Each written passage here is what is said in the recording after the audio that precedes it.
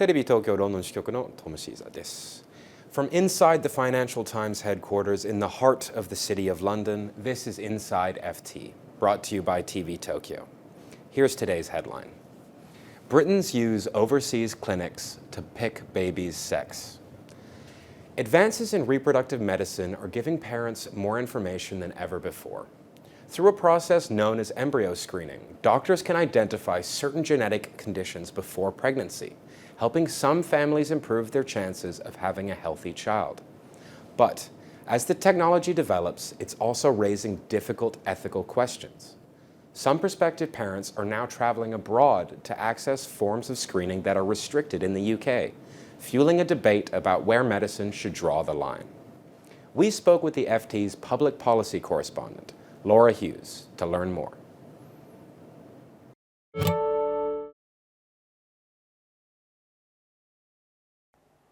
I've been talking to couples who, as part of their IVF journey to get pregnant, have been actually looking at something called pre-implementation genetic testing. So that involves looking at the embryos that couples are creating for various traits, including the sex of the baby, for example, which is something that is not allowed here in the UK, and so they have been going abroad to other countries where it is allowed. So there are various types of PGT. So that essentially what we're talking about is looking at the makeup of the successful embryos that are created before implementation as part of the IVF process. So in the UK, it is possible, normally through private clinics, to look at embryos and identify any chromosomal abnormalities. So you would choose the embryos that appear to be essentially the healthiest. That is allowed. What is not allowed is you cannot determine and identify or reveal the sex of the embryo. So couples cannot choose one based on girl or boy.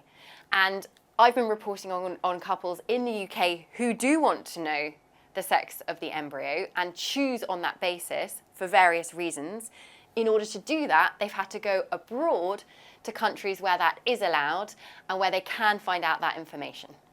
So there's pre-implementation genetic testing of embryos, and there are various things that you can uncover from this. So you can look at chromosomal abnormalities, you can identify the sex of an embryo, and then there are new technologies which are highly disputed and very controversial, which promise parents that you can use this type of screening to identify the potential height or even IQ of an embryo.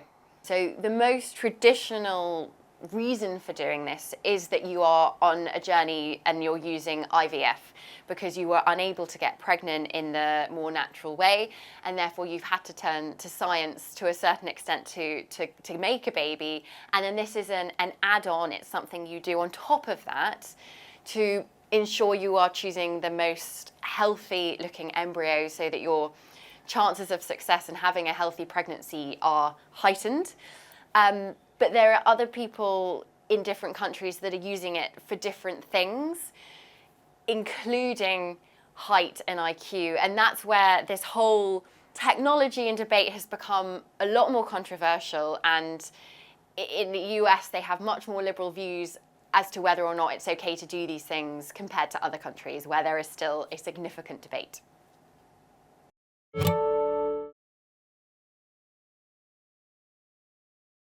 So I spoke to a mother here in the UK who is travelling back and forth between the UK and New York to undergo IVF so that